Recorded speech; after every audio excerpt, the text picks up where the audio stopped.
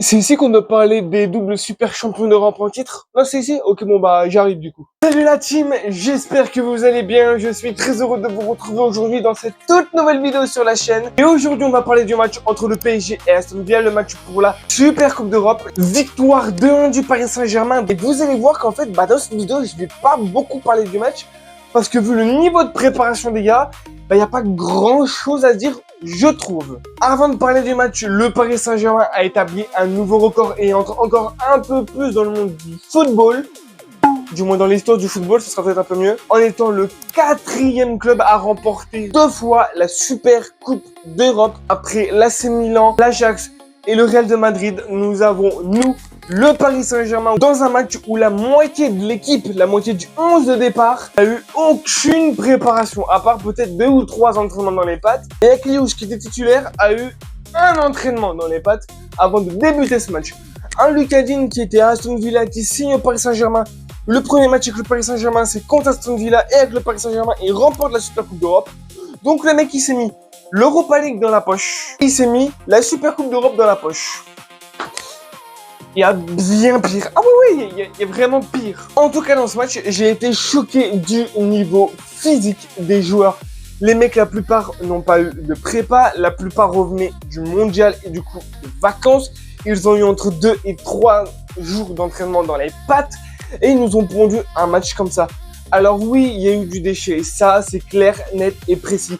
Mais tu ne peux pas être au summum de ton niveau quand tu as peu d'entraînement, que tu as peu de préparation et que la plupart n'ont même pas joué les matchs amicaux contre Mallorca et contre Manchester United.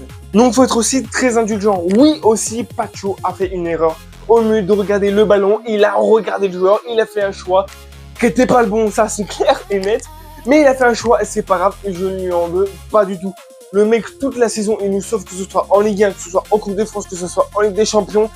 Il nous sauve à chaque fois, donc croyez-moi bien qu'en plus on a gagné, je ne vais pas lui en tenir rigueur. On a Kvara qui fait une excellente première période, qui nous envoie un pétard premier poteau. Je pense qu'en tant que Parisien, on a tous cru à sa spéciale. Fixe, tu fixes, crochet extérieur enroulé. Il a fixé, crochet, mais par contre il a pas enroulé, il a frappé sec au premier poteau, ce qui fait 1-0. On prend le 1 partout un peu plus tard sur un centre. Pacho n'a pas regardé un seul moment le ballon, il s'est focalisé sur le joueur. Sauf que quand tu te focalises sur le joueur, tu ne sais pas où est le ballon et du coup c'est un petit peu compliqué pour défendre, il faut quand même se l'avouer. On prend le 1 partout et un but qui est improbable. Le but de Désiré Doué, il est improbable. J'ai malheureusement pas réussi à trouver d'image sur les réseaux, mais je vais quand même vous le dire. Le mec qui part à la limite du hors-jeu pour aller mettre un but dans un angle un peu fermé en plus. Et pour nous mettre le 2-1. On a tous cru qu'il était hors jeu, même lui. Et finalement, le but est validé et c'est ce qui nous permet de remporter le match de la Super Coupe d'Europe contre Aston Villa.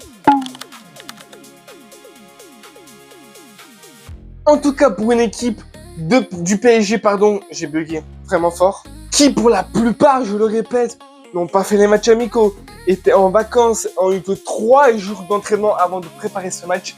Ils ont fait un match plus que propre, physiquement et tactiquement. Je suis très content du match du PSG qui nous ont montré une fois de plus que peu importe leur préparation, ils étaient prêts à n'importe quel rendez-vous et ça fait vraiment très plaisir.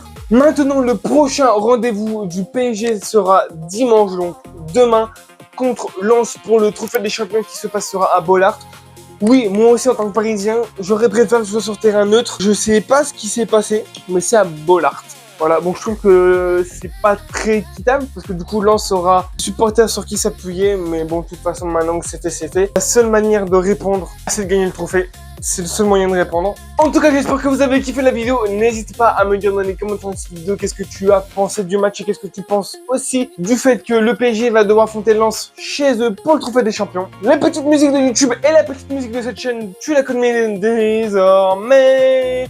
L'abonnement, le pouce bleu, le partage et le commentaire, ça fait toujours plaisir. Mon Instagram a été affiché tout le long de la vidéo et je te le mets hop juste ici. C'est Express 58. Et bye la team.